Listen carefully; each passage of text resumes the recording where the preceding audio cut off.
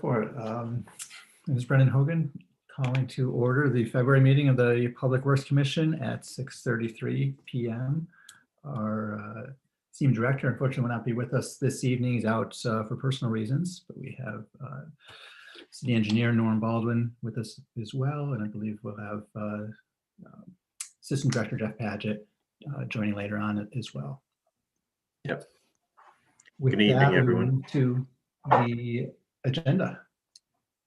Are there any comments on the agenda as warned?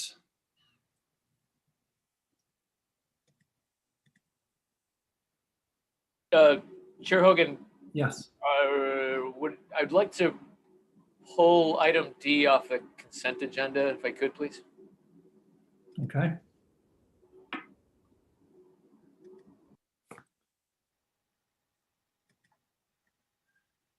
Sure. Is that a motion? Yeah, sorry. Yeah, I'll move to approve the agenda with polling. Okay. Chairman Hogan, yes. I would like to actually pull the 4C off of the consent agenda, the COVID vaccine part. Okay. I guess let's take these. We take these one at a time. Treat this as, I guess we have a motion to pull 4D and help you speak if you're trying to speak during public comment. Great, thank you for that.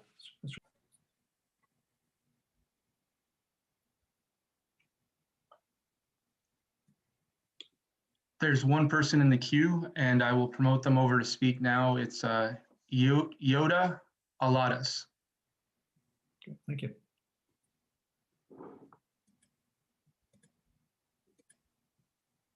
Unmute. Okay, can you hear me? Yes, you can.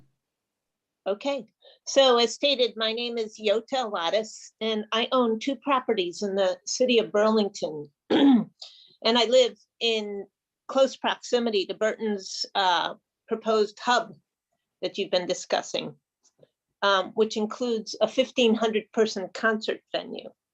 This hub, as you know, sits amongst 8 densely populated neighborhoods and borders Red Rocks Park, a precious natural area. And I'm extremely concerned about the impact the hub is going to have for generations to come.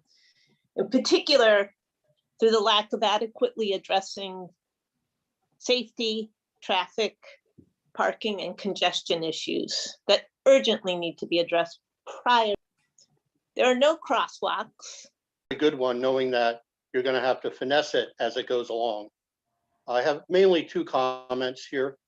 One, I appreciate the fact that, again, DPW has identified additional bike parking spaces and where those will be, understanding that it may not be the end all of everything, but it serves an immediate purpose. My main concern would be, along with Commissioner Barr's and Vice Chair O'Neill's, is the security and safety of that area. And since there are cameras on both the College Street garage and the Lakeview garage in that area, is maybe the one on the corner of Lakeview could be repurposed maybe toward that bike parking area to ensure that if something should happen in that area, it could be covered. I don't know what cameras are planned for the backside of the People's Bank or on the backside of the old Macy's building as it is for that walkway. But I think it might add some, through COVID and the additional need for bikes. I know that we've seen some active bikes disappearing in this city. So it might be some added convenience or added safety to think about or ponder. The only other item I have is on Cherry Street. And maybe Philip can answer this for me, because your diagram doesn't print out very well on my printer, but on the north side of Cherry, you have some drop-off zones, but are you still having some parking areas? Metered spaces? Yes? Okay. Yeah, that's correct. Okay. Well, my main viewpoint here is that there are choke points there, especially in the morning. If you ride GMT bus on a regular basis, they now straddle Cherry Street coming up the hill because of the activity mainly on both sides. And I think at the early onset, at least, since this is going to be massaged, at least through the next couple of weeks from March 4th forward, at least I initially thought you should just make the north side mirror the south side of Cherry. But in the meantime, until you get to that point, you might want to bag those meters that will be exposed as a test to ensure that you have proper clearances. Because now when a bus going eastbound up Cherry Street typically has a tough time when a vehicle of similar size is coming westbound down Cherry currently. And that's something I've observed. And I think you might see that. I just think stepping off, understanding that this is going to be massaged and it's going to change. And I understand it's half the students. I'm just thinking that it's good to step off the curb properly from the get-go and not backpedal, and you can see really what's going on. That's just my only observations. And thank you very much for taking my comments. Right. And so just to address that area in particular, so one thing that we had discussed is Chair Hogan had asked about some traffic calming elements. So for those crosswalks, we will be putting in with quick build materials using bollards, temporary curb extensions. And as you mentioned, Patrick, we will be adjusting things as we go. So I'm not sure if that addresses your concern. As far as the parking on the north side of Cherry Street, I mean, we recognize that, you know, vehicles will most likely be coming in both directions. So we want to make sure that that space is available. Yeah. Observation. Thank you. Yeah. You bet. Thank you. Thank you.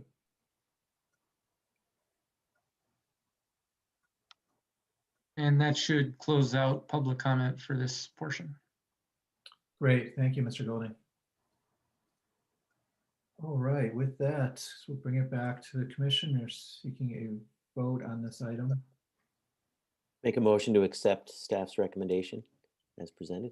Thank you for that motion, Commissioner Barr. Second. Is that Commissioner Bose, the second? All right, thank you. Yes. Is there any discussion around that motion? All right, seeing none, bring it to a vote. Starting at the top alphabetically with Commissioner Archambault, Aye. Commissioner Barr, Aye. Commissioner Bose, Aye. Commissioner Gilman. Aye. Vice Chair O'Neill, Aye. Commissioner Overby. Hi. Aye for myself. Motion passes unanimously. Thank you so much. All right. Thank you so much. Yeah, thank you. Thank you. Thank you, Marty. Moving forward, item 6, BSD rates, special temporary rate for BHS staff and students at Lakeview and College Street. In here, I thought I was done. Ah, yeah. Welcome back.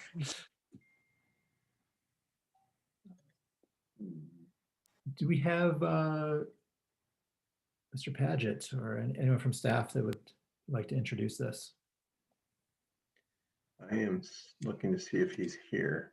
I don't see him. I in think my- he's under the DPW communications and the attendees. Ah, he's got a hand raised. Maybe we'll let in DPW communications. There you go.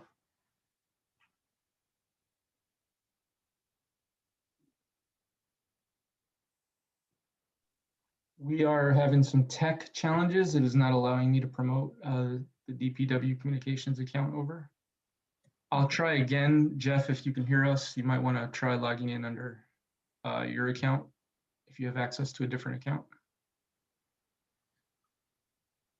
You might already be trying that. I no longer see him in the attendees.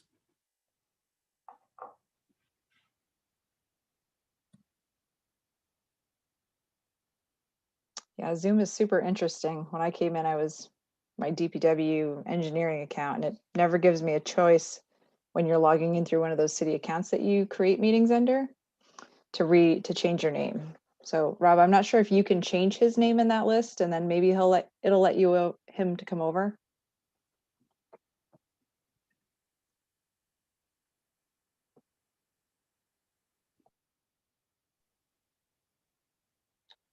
Yeah, I did change the name. It is still giving me a failure to promote. And maybe you should, maybe, I don't know, we can talk, let him know, but I mean, the way I log in is I use the agenda Zoom address and log in as my own person and then enter my email. Look, Jeff's here. Good, perfect. I've allowed Jeff to talk. It's giving me the option to do that. He's still not a full panelist, so Jeff, your permissions might be a little screwy here. Am I in now? Yep. Oh, you can hear me. Oh, great. Sorry, guys. Because I use both the DPW communications Zoom account and my own, sometimes it launches me in, it chooses. So sorry about that. Yep. Anyway, I'm here now. So thank you, Rob, for fixing that. Jeff, I'm just going to add that you're promoted over as a speaker right now. I still can't get you over as a panelist, so I'm going to see if I can. That's fine. I don't add all the permissions you'll need if you're presenting, but you still may have some. You still may be blocked in some way. No, that's fine. As long as I can talk, that's fine. Okay. All I have is the memo is all I have to reference, and I believe everyone has that via the packet. So, all right. So, thank you for your patience to that. But so now we're moving from the outside of the garage to the inside of the garage. And thank you to Laura and Philip and the rest of Norm's team that have been working hard on the outside of the garage because there are a lot of hurdles there. As soon as they get their signage designs all done, then my group will come in and put those signs up in the streets. That's just so you understand that's how we operate.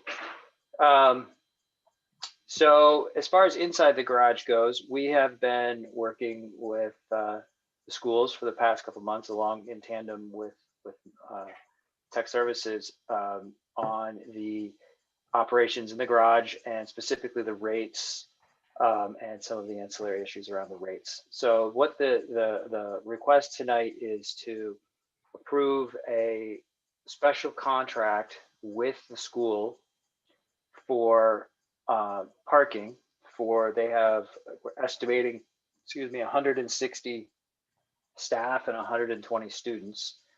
And we have negotiated a rate for the remainder of this fiscal year and next fiscal year. So FY21-22, $10 a month per user. It will all be billed through the school. So we won't have individual contracts with each customer. It will all be managed through the school. And then for FY23, it'll be $40 per user. So that's about a half price. It is exactly a half price rate for fiscal 23. So you'll notice you learned in the first presentation, this is a 3 to 4 year project, not a 2-year project. So what we've done is we've committed to these discount rates for the first couple of years, working with Nate Lavery in their finance department, because as you know, we are financially challenged and they are financially challenged. So we worked hard to find a rate that would be reasonable between the two of us for the short term, and then but not over commit us for the full 3 to 4 year period. So and included in the agreement, which is different. So I used I'm sure you remember we got a standard agreement approved by the commission for our use. We've modified that agreement to put a specific term limit on it, and we've modified it to include clauses that basically say if we incur additional costs that are due to the presence of the school, that we will work with the school to find a way to compensate us appropriately for those additional expenses. For example, if we need to hire security for, protracted amount of time, we want to find a way. We can't carry all of those costs. So that's the overview of the request for tonight. We're requesting approval to enter into this contract to extend these rates to the schools. Now, along with this rate conversation came the conversations around security. so some of the things and just general logistics inside the garage. One of the things we've been assured is that the garage is not a drop-off pickup point for the schools. We don't want a parade of cars going through cycling through the garage, dropping students off. Also, without having the bike parking in the garage, that saves us the worry of having bicycles cruising around in the garage. We are putting up new no smoking signs. We actually had to go through legal to make sure that we were actually legally allowed to, this was a space that was allowable to have no smoking signs go up. We have new signs going up that notify the public that video surveillance is in action. We have scheduled 2 ambassadors to be on duty when school starts for the first week to monitor what's going on inside the garage. So that we have a handle on how things are flowing. And because I'm also in charge of parking services now, what used to be called parking enforcement, that we actually have extra people outside on those first couple of days too, in the streets, not giving out tickets, but making sure people understand, not policing per se, but making sure they understand what the signs mean, that no parking here to here means don't park here to here. So sorry, I'm just rattling off a number of things, and feel free to cycle back and ask me questions about them. They're jumbled because that's kind of how we dealt with all of this. One of the other things we're working on right now is we do have cameras in the garages. Right now, those cameras go straight to BPD and go straight to hard drives. So they're recording, everything's recording. And we're working with Martha Keenan to get a computer set up in the garage that is a streaming monitor. So we're not recording what's going on, but we can watch what's going on. So that'll give our ambassadors an idea. If we get a rumor that there's some party going on the 4th floor, they can look at a camera and see what's going on and prepare and react appropriately. And I've been in direct coordination with the hotels also, explaining to them all the things that we've done to try to accommodate the schools and make sure they understand how to get a hold of ambassadors, how to get a hold of me, which they do because we have a good relationship. But just so you're aware that the hotels are very, they have all the similar concerns that everybody else does about the students coming in and faculty, just this mass of new people coming into the garages. And one of the other things, sorry, back to ambassadors. This demographic is a different demographic than our ambassadors are typically used to working with. It's a transient tourist type folks working in the marketplace, coming to the marketplace garage, or office workers parking in the Lakeview garage. That's the predominance of how it's split. Both students and high school staff is a very different demographic. And we're actually working with BPD to set up a de-escalation sort of conflict management training for our ambassador staff, so that they get some more skills on how to maybe deal with situations that they haven't had to deal with in the past. So sorry, it's a little bit of shotgun, but that's a lot of the types of things we've been dealing with. So, welcome questions, but again, what we're basically looking for tonight from you guys specifically is approval to enter into a special contract with the schools with the modified rates and the modified conditions relative to the schools' responsibilities around coordinating with us and making sure that they have contact information with us and make sure they have a parking manager and some of these specifics. So, Marty, I don't know if I forgot anything or you have anything else to say, but I'm happy to answer questions. No, I think you did a great job, Jeff. The only thing I will point out, though it's really not probably significant to the commission, is we will be charged directly as a district for all the parking spaces. We will be charging some students for some vehicle parking, which is the same $10 rate that they paid for parking passes at BHS. But no teachers. We will not be passing that cost on to teachers. And we we're providing those bus passes to students for 11th and 12th graders, and 12th graders will obviously have priority.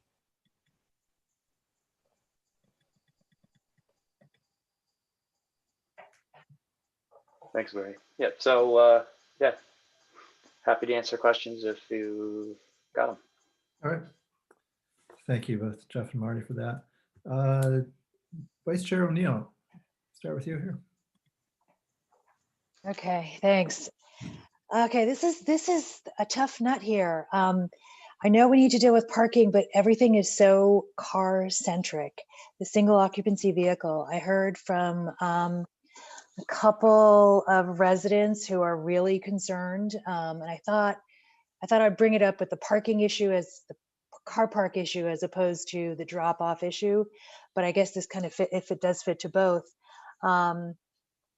Parents just concerned that the focus is really on single occupancy vehicle, prioritizing single occupancy vehicle, and not incentivizing non-auto transport, and wanting to move beyond the single occupancy vehicle and consider the roles of public transit, walking, biking, etc. So this is what I'm hearing from folks. So as I look at now the fixed parking where people are going to leave their cars and store them downtown, couple questions here. So the streaming monitor, Jeff, that you mentioned, will that video still go to BPD? Yeah, yes, yeah. This will just, so the issue with the way the system works now is because it's recorded on hard drive, the only people, it's a privacy issue. So that's why the BPD keeps those. Like, so if we know a crime happened and we know it happened at 4 o'clock, they will go and look at the video for us and then share the video with us as they can. You know, they just basically don't want some sort of violent imagery being recorded that, so quote unquote, I could take and put on YouTube or whatever. So that's a privacy thing. But if it's a streaming video, we're allowed to watch the streaming video. So that, and honestly, that is probably not going to come until August, September timeframe, where there's a number of financial and technical issues surrounding that, how that will roll out. But that's something we're working on. And not just because the high school is there, but because we need that in general. Okay. I think something like that really needs to be communicated to parents, faculty, staff, and students, that parking in that car park is going to be a different, potentially different interface than what they had, parking at BHS on Institute Road. And then you mentioned training for your ambassadors. Yeah. I mean, Jeff, I know you've got kids, they're not long out of BHS. That sense that some of your training was going to BPD to de-escalate. And so while I appreciate that, I wonder what role the school district can have in sort of diversity training. We have a pretty broad section of students, and how authorities interact with our students when they're going to park, and just hormonal teens, it's a whole different interface. So I think to complement any kind of de-escalation is also looking at diversity training as well. And I don't know what role the school district can have with that, but this responsibility of that the city is taking on as we're having minors utilizing our system in mass has some uncertain, I don't know how to say it in English, inquietudes, uncertainties about how that interaction is going to go. And then thinking about our students, and maybe this is to Marty, we're calculating how many spots, 300 spots, some for teachers and some for students.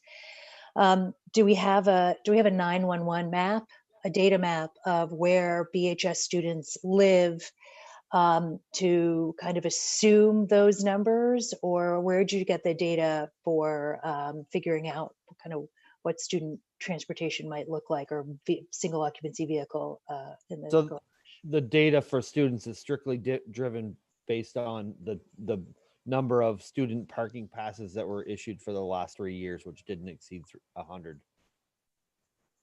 Okay. Okay. And so, and sorry, there's also a process that's going out this week, notification to all students for them to make a request for those parking passes. So we'll have that information actually by the end of the week. okay. As to the number of students that are going to make those requests. Okay. And you said priority goes to seniors and then juniors. Is there? That's correct. We're right now. It's actually our numbers that we're capping at 100. Mm-hmm. Okay. And then what about the students who actually have a job they need to get to? Is there kind of that space in there to allow for like someone who's just got their license and is a sophomore? I don't know. Yeah, I'm unfortunately can't speak to how that determination is going to be made from, but for each student.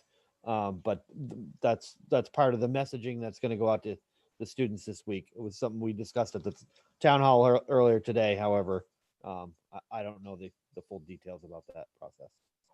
Okay. And so then I guess back to Jeff, or maybe it was Marty, I'm sorry, that no teachers, so the contract is with BSD, the school district, and then the school district will capture the funds from the students, but not from the teachers. So are we asking Burlington taxpayers to subsidize parking for Burlington school district teachers? We're about to vote on the school district taxes. Help me square this. Why are the teachers not paying for parking? From a school district's perspective, we're already asking teachers to make a very big change from what they're currently used to by working at Burlington High School to work at this downtown site. To also ask those teachers to pay for parking was something that the district did not want to ask of their teachers. Not to mention, it would probably have to be something that would be negotiated through their contract. Okay. Okay. So they could get free parking if they parked at Institute Road and took a bus in to the downtown center. They got free parking when they parked at Institute Road. Okay. Okay. I think the term on this. So this contract, then you've got these 3 periods here. FY21, a 5-day permit for $10 a month, which is just ridiculously cheap, as our city parking is, struggling as well. So these timings, then you have, Jeff, let me see if I scroll down, that this particular contract would end on the June 30th of 2020. So I guess I'm wondering, what are we? 2023, is that a typo? I apologize if there's a typo. I guess I would just like to kind of be able to reevaluate after this year, if then the school district has the opportunity to negotiate with the teachers on, an increased parking fee for next year. Yeah, number 4, term and early termination, or is that just termination? March 2021. Yeah, there's a typo. Are you looking in the contract or in the? Yeah. Page 2 of 6, the top of it. I'll fix, that might be a clause from the standard contract that I did not successfully purge. That's not Okay. relevant. I will fix that. Because their term is, the intent is that the term is FY21, FY22, and FY23. And the reason we did that was we wanted to accommodate their financial challenges of FY22 because their budget has already been built. Their budget is done for FY22, and this is a load on their budget, and we're trying to help, frankly. And then we said, okay, let's give them some predictability for FY23, which is that $40. And we did some rough calculations, and we figured on a prorated basis, $40 to $50 range is about what it costs, what it costs us to cover our personnel costs. So at least we're getting our people covered. Maybe, we're not getting all of our supplies paid for. We're not getting, our loans paid for and that stuff, but at least we're paying for our people at that point. And it's it is an increased volume, and it's an increase in activity, which we see as good for the garage because the garage has been very, very quiet. So it's good to get anybody in there. And yes, $10 is ridiculously low, but it's $10 higher than where we started. but you talked about like additional security, and again, if we need to go, Marty, picture, a 14-year-old coming out of BHS after dark, going into a car park. Who likes to go into a dark car park, and like, which level did you park on? And kind of going through there, what does the security look like? And again, is it a city or is it a school district? How do we reevaluate this? And how do we evaluate it before something happens? How do we be proactive on getting a sense from students and faculty and staff? What's the comfort level in the garage? So during the day, they have the school resource officer that's there, who primarily works inside the school. But they basically, in our discussions, they've said the practical reality is that officer will be out walking in the garage. That's the reality they will get out there. School staff also, I believe, like vice principal type staff do patrols through the building, and they will extend that patrol out into the garage, and we've asked them to wear safety vests and have identification with them so we know who they are, because we don't just want any random people walking through the garages. So yes, we are all very concerned about the security situation, but to be clear, we are the city and they are the school, and this is the city's parking garage, and we're making as many accommodations as we possibly can. But fundamentally, if there needs to be increased safety infrastructure, personnel, costs of any kind, it's in the contract that we will pass those costs to the school as is reasonable, negotiate with them to pass them on. I mean, there may be some costs we incur because we want to, but if it's directly school related, we'd like to pass it over. And I'll just add that we are a closed campus. Students, they will not have the ability to come and go from the building throughout the day. And we have access control at all entry points. So if students were to leave the building, they'd have to get buzzed back into the building. And that's not to say that students won't figure out some sort of loophole to skip school or whatnot, as we all have. But there won't be this coming and going of hanging out in the parking garage. Right. I just want to go back to the talk around de-escalation training. We actually approached the school first about doing de-escalation training because they have done it. The school has done it themselves in the past, but they don't have the materials. So I worked with our health and safety person, Nicole Blow, and she reached out to the police department, and they have some ready, sort of off the shelf type of stuff that they're sending over to Nicole, and then she's going to sort of collate it and post it up on our online training platform. So it's not like we're going to the police to get de-escalation training.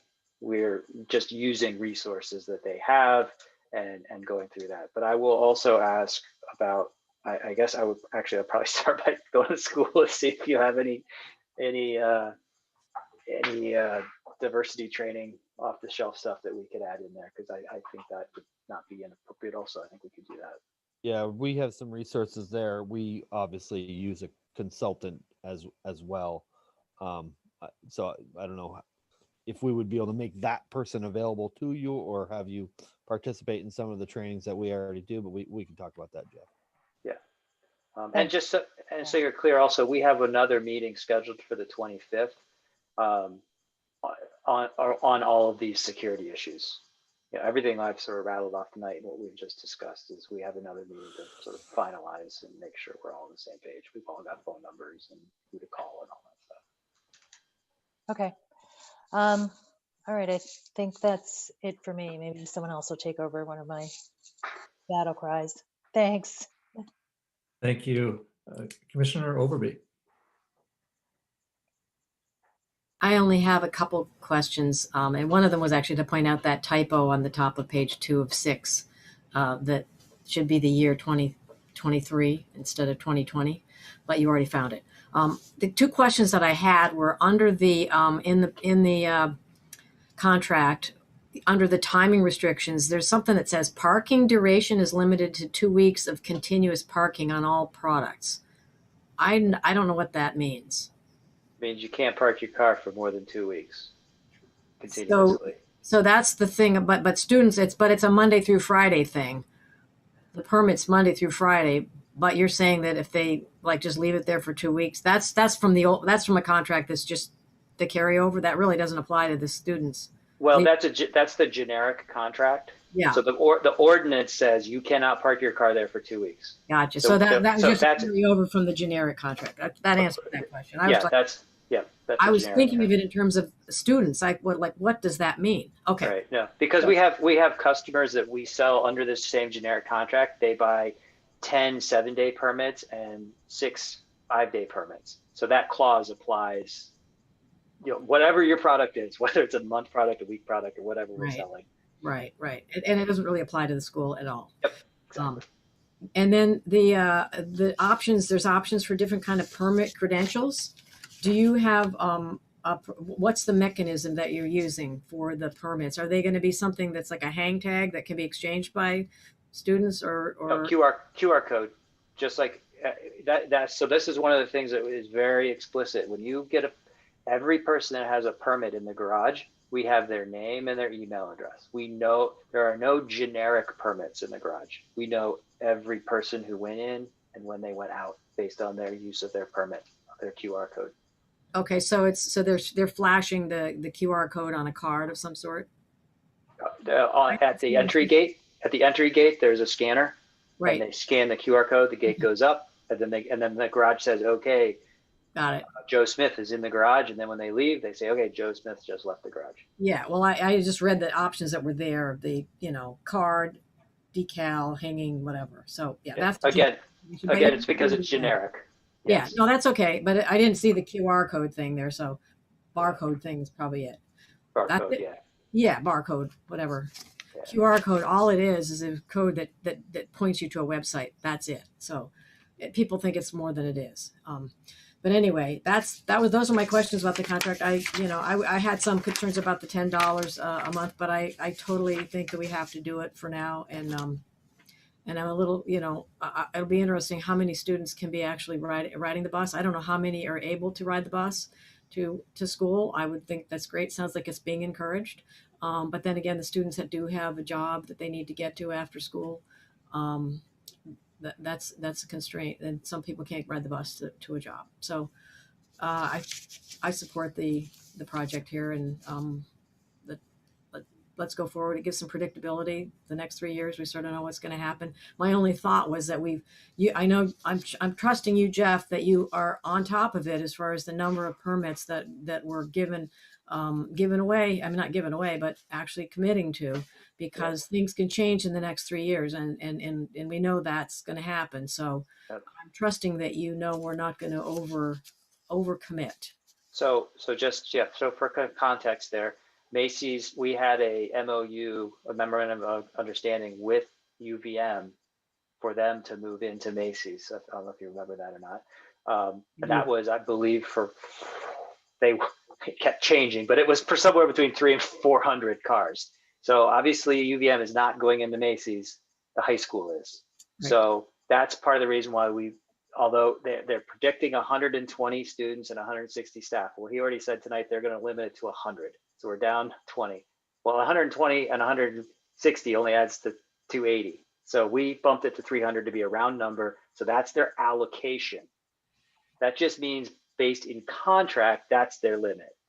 And so we're happy to manage within that boundary. Right. I'm not worried. I think we're fine. Thank you.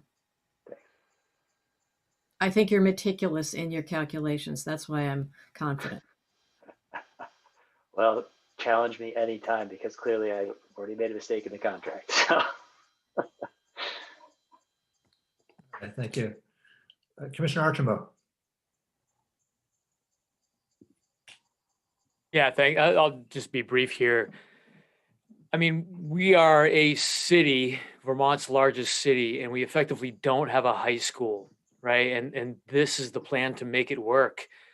I'm not here to micromanage this. If anything, I'm saying, Jeff and Marty, you tell us what we need to do to support you, because this has got to happen. This is not optional, right? So picking apart details of this, to me, is like, we need this to work. So we're looking to you. You carry a heavy burden on your shoulders right now. And I'm supremely thankful for all the work that's already gone into this. And I can only say you just tell me what to do and let's make it happen. So thank you. Thanks. Thank you. All right, thank you. Commissioner Barr. Thanks. I appreciate and agree with many of the comments made by my fellow commissioners and by all of those that put a lot of work into this. I agree this is a critical and necessary challenge that needs to be fixed as quickly as possible. But I will also echo Vice Chair O'Neill Vivanco's comments about the free parking for the teachers. I work at UVM. I manage the parking there, and I got to say that there's never free parking. I don't care who you are. I don't care if you're the president of the university, a vice president. Everybody pays because parking costs, and it is a little unsettling to me that and I get it that there's a teachers union that needs to be negotiated with. I think that it needs to happen. It needs to be negotiated because putting their cost for parking on the taxpayers is challenging. It's how do we explain that to people who are getting additional costs, because there's many needs that we need to fix Institute Road. We need to. There's so many different things that we need to do, and I'm all for supporting education, but parking is not a necessity. And I'll just say this: I get on a soapbox at my work all the time. Parking is not a right; it's a privilege. It's with all the great transportation that we have, and it can be better, but we've got good transportation in the area. There's many ways to get to this location that do not require a single occupancy vehicle. So, and if I will say this again too, and I know I have to deal with both parking and transportation in my role. So sometimes I'm in conflict with myself because I'm trying to get people to take transportation, which is actually my revenue from parking. But the biggest challenge is trying to use parking as a TDM measure to try and get people to use transportation. And if you make the cost of parking less of an incentive or more of a disincentive, then you'll get people riding bikes, taking the bus, carpooling, doing things like that. So I'm just throwing that out. I know that this is something we can't decide tonight. I'm in support of this right now, but I would like us moving forward, since there is the ability within this agreement to do some negotiations and talk about it. I'd just like to keep that in the top of our minds that, I agree that teachers have to do a lot, and we are asking a lot from them, Marty, to move from where they are now to where they're going to be for the next 3 years. But this is one of those things that's it's challenging. I'm conflicted. So that's it for me. I think that's why we limited the contract to those 2 years out of the 3 to 4 years that they're predicting, is because there are a number of, say, philosophical issues around exactly what you're saying. Is, the school is going to need some time to work with the teachers and or the union and with the students to find the right messaging for, ride the bus or whatever the alternative is. But that, the Herculean effort that the school is pulling off to get into Macy's right now. I mean, this we just spent the past couple hours dealing with a very small sliver of the minutia that has gone into this. I get it. So that's part of the reason why we stepped the rates to say, let's work you into the rates, and then let's cut it a little short so we can have these more challenged discussions in, in a couple of years once you got your game a little more figured out. So. Right. And just obviously, no, it would not just be a high school discussion. It would be a full district discussion for all of our staff. I think coming in the future, it's something that needs to happen. I know that I always get people asking me, why can't, how come I have to pay for parking? I work here. Well, because parking costs money. I got to enforce, I've got to paint the lines, I've got to remove the snow, I've got to fix the asphalt, all the things. That money has to come from somewhere, so somebody has to pay for it. And I think that since it's cars that cause that challenge, that cars should be paying for it. So that's me. I'll get off my soapbox. I just wanted to share that, and thanks. Thank you. Thank you. Commissioner Bose. I don't really have too much to add to this. I'm very much in support of this plan. I would say, since Commissioner Barr and Vice Chair O'Neill Vivanco brought up this particular issue, I do think that it bears a broader conversation. I don't entirely understand the kind of the focus on the teachers free parking part of this, because I mean, that part of the argument, especially in I don't know, it seems very selective to say, I don't understand why we would make this more accessible for the teachers in this particular moment, while recognizing the kind of the emergency situation that we're talking about more broadly. I mean, I understand these kinds of broader, in terms of the broader, kind of modes of commuting and modes of travel that we're talking about, but I'm a little uncomfortable with just fixating on this particular part of this. But again, perhaps that's something that we open up for a broader conversation in the longer term. As it is right now, I'm certainly satisfied with the plan as presented. Thanks. Thank you. Commissioner Gilman. Nothing I want to add after all the great discussion. So I'm all set. All right. Thank you. I appreciate the concern on parking, but that's not in the contract here. Marty has volunteered that information of that's their business of what they're doing with the parking permits that they're buying from the city here. It is, I think, crucial to remember that there is a high cost of free parking. On the other hand, teaching is one of the professions that has become incredibly more challenging this year than in past years. And I'm not just talking about moving to a temporary facility here, just like the nuts and bolts of what teaching looks like this year. Like it's a tough gig in the best of times, and it's a lot tougher now. And I'll leave that there. I trust what you all are up to here. I second the sentiment of my fellow commissioners that we should revisit the incentive structure for staff and how staff gets to work. That this may not be the right time, and I appreciate that again. Maybe it's a whole district-wide conversation, and I see staff triple parked at Edmonds. I gather that there's constraints there, and it's worthy of discussion there as well about how people are getting to their point of employment. We are so grateful for their care and attention in that profession. Anyways, yeah, I'm all good with this. I appreciate the work and the comments here. Quick scan of my notes, and I think everything has been come up in conversation here. All right, I'm good. This.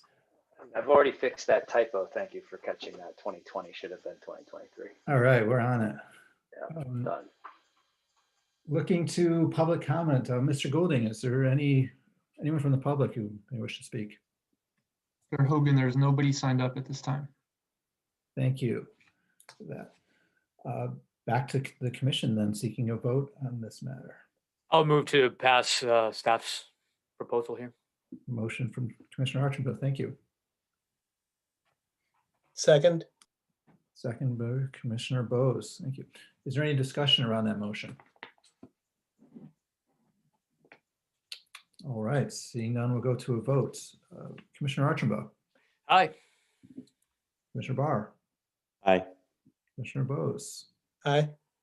Commissioner Gilman. Aye. Vice Chair O'Neill. Aye. Commissioner Overby. Aye. Aye for myself. Motion passes unanimously. Okay, Thank thanks you. everybody. Well, thank you, everybody. Thank you for your time and your support this evening. Yeah, no, appreciate the input and the conversation here, Marty. Thank you. Thank you. Yeah, thanks. All right, moving forward, item 7, approval of draft minutes from our January meeting.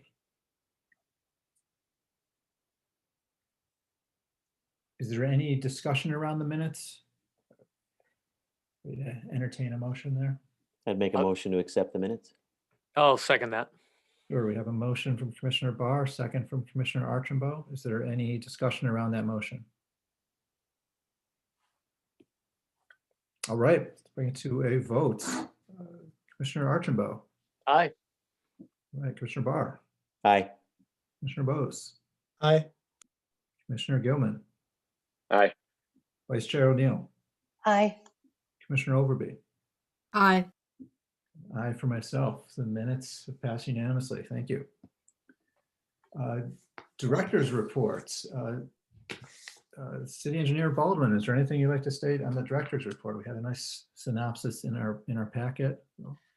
No, I think Chapin did a good job at communicating in advance of the meeting a long list of things that are ongoing. Certainly willing to answer any questions you might have as a result of those communications. All right, thank you. If there are questions, let's take them in our commissioner communications. And for that, so close out the director's report. Thank you, City Engineer Baldwin.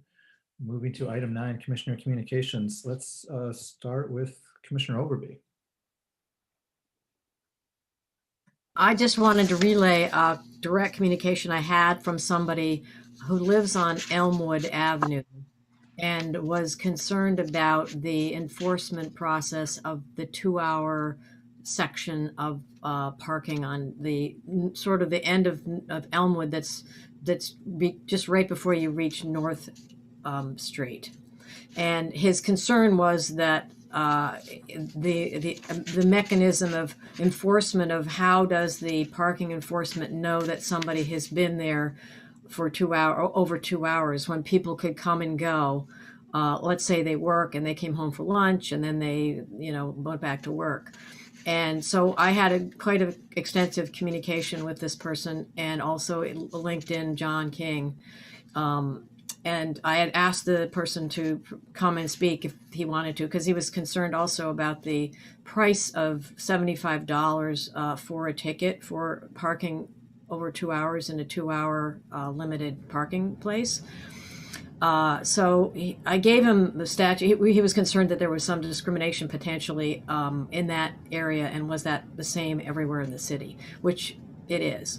So I gave him a lot of information, but I also wanted to just share with other people that the methodology that's used by the person who checks on vehicles that are in a 2-hour location is the checking of the location of the tire stem. So it's pretty I mean, I was wondering if in the old days it used to be they chalked the tire and then, you know, write the time on or something, but just for other people to know, it's pretty much that the system is pretty much, you can't go home for lunch and then, you know, I mean, it's as accurate as you could get. So, he was concerned also that you know, maybe other communities have ways for people that are lower income to, you know, not pay as pricey a ticket, and that there's mechanisms for that. But I think we realize that it is sort of one of those things. If you get the ticket, you got to deal with the city attorney, and that's the system we have, and that they do the best they can to be, you know, not putting a ticket on somebody's car who has actually not been there for 2 hours because they just came back from, you know, for lunch and they were there and it looked like they were. I just wanted to relay that information for other people so that if there is other questions about that or concerns, I'm more than willing to share all the information that I learned through this communication with this resident of Elmwood Avenue. Thanks. All right, thank you. Commissioner Archambault. No communications for me, please. All right, Commissioner Barr. Thanks. So as you can probably see from many minutes, especially during the winter months, I always give a lot of laudatory comments to the snow removal. I think that they're doing a fantastic job out there. Sidewalks, roads, safety.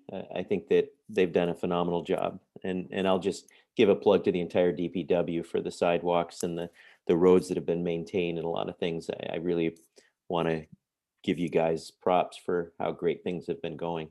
I will just add too, based on our conversation, and I supported the parking and all that stuff, but I want to say this about the Burlington School District, I guess, as a whole, that's a place where students come to learn, and they're seeing how everybody reacts and performs and does things. And if we don't try and start educating them there about TDM and using alternative forms of commuting and mobility, they're just going to graduate from there and expect to go somewhere and be able to drive a car, single occupancy.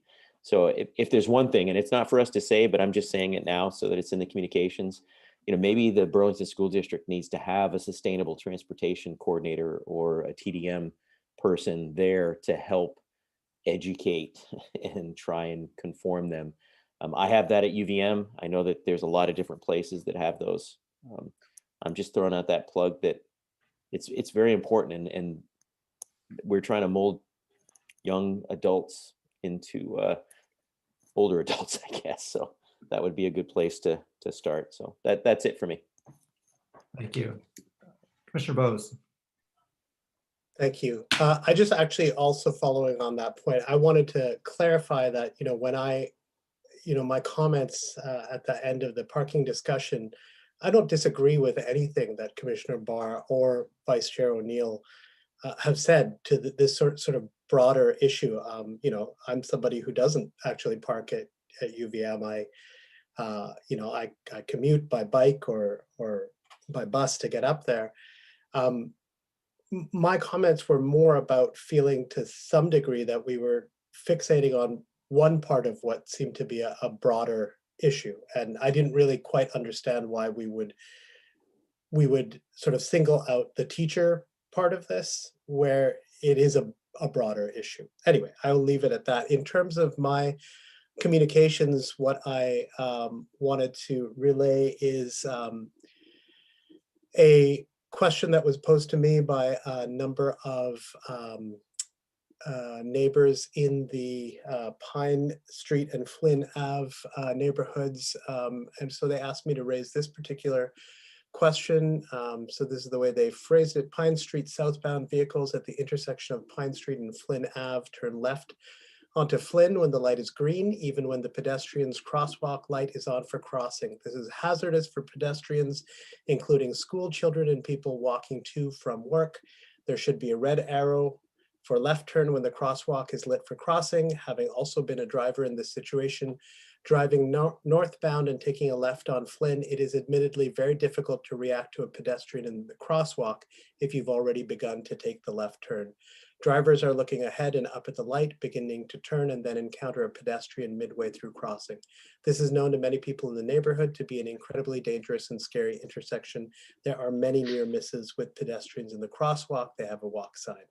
The remedy for this would be modifying the traffic light so there is a clear red left arrow or a no turn light, similar to the one indicating no right turns from Flynn onto Pine at that intersection, so everyone can cross safely without any traffic movement. Again, there are many neighbors aware of this hazard, and if it would help to have others write in or come speak at the meeting, please let me know. There are multiple requests on C-Click Fix from over the past year, but no action has been taken. So I agreed to bring this forward to the commission, and hopefully I can communicate with staff following this meeting. I'll follow up with staff to see what's been kind of done to either address or respond to this concern. So Chair Hogan, do you want me to respond to that concern? Please. Yes, so we're well aware of the concern that the public's expressed.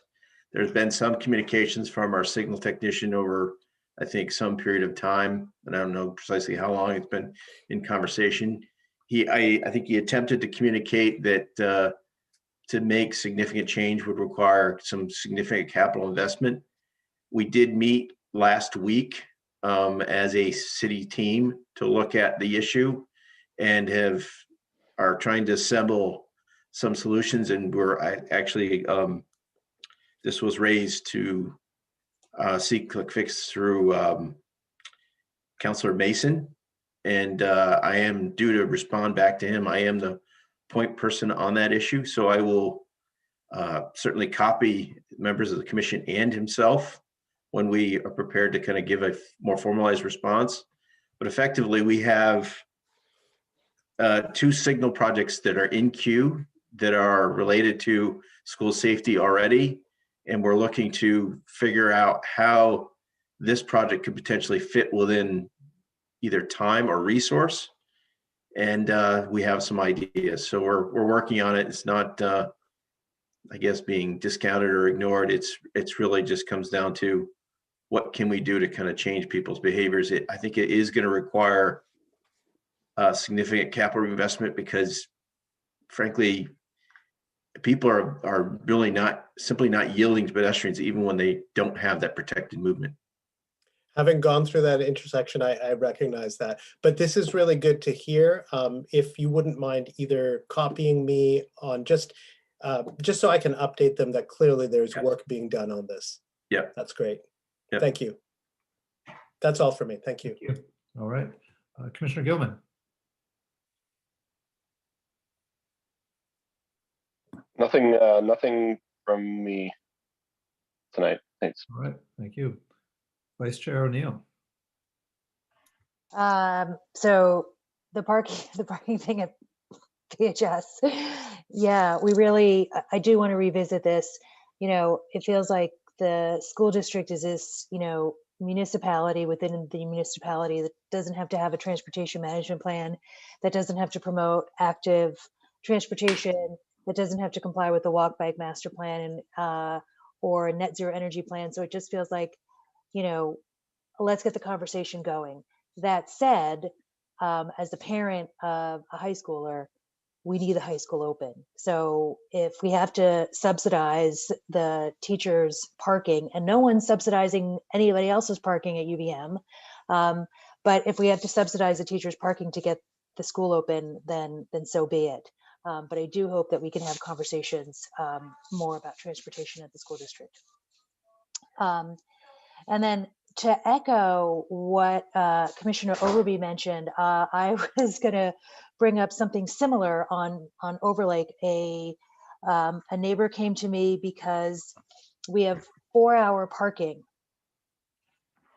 between 8 and 4, and he had a contractor at the house, and the contractors apparently can park on the street if they have they can go beyond the 4 hours if they have like a decal. But this is a small, like, one guy shop operation. He doesn't have a decal. So he parked, and then he left and then came back, and he got a warning. But my neighbor wanted me to like push this forward again. How does the parking attendant really qualify that the person has been there a full 4 hours? And this isn't the first time this has come up. I was a victim once too, because if you happen to be parking, and I don't think they look at they don't look at the stems of, I think it's just your car was here in this general area at 8 o'clock in the morning, and then it was here later on in the afternoon, and then you were there the whole day. So I wonder if there are better systems to track time, and maybe there aren't, but at least to figure out what kind of explanation we can give people to say, well, you can only have contractors who have decals on their car to park on the street, or you have to have some kind of timestamp. I don't know. I would suspect that they probably take a timestamp picture of a vehicle in position and use that for enforcement. But I think Jeff could confirm that, given he's now managing the enforcement team. Okay, because it's not a perfect, it's not a perfect science. I mean, when I got the warning, I had moved my car out to let a contractor in, and then came home, the contractor was still there and just left the car at the end of the driveway, which is probably around the same spot. And she was about to give me a ticket. I'm like, I just got here. So I don't know. I don't know if there's a better system with these sort of like weird time frames. I will let Jeff I guess I'll share with Jeff the concern that members of the commission have expressed, and hopefully he can communicate back to you how they approach that. Okay, thanks. That's it. Yeah. All right, thank you. I have nothing further on my end, and with that, I'll close commissioner communications, bring us to agenda item 10, adjournment and next meeting date, March 17th. Motion to adjourn. Oh. Second. Oh, who's not in there? Was that Commissioner Archambault with the motion? Take your pick, Chair Hogan. You can have it, Commissioner Archambault. Okay, with Archambault. All right, there we go. By a nose. Okay. Any discussion around that motion? And we'll bring it to a floor open vote here. All those in favor, please say aye. Aye. Any opposed? All right, we are adjourned, 9:37. Excellent. Good evening, all. We'll see you March 17th. Thanks everyone. Hey, good night, everyone. Thanks so much. Take care.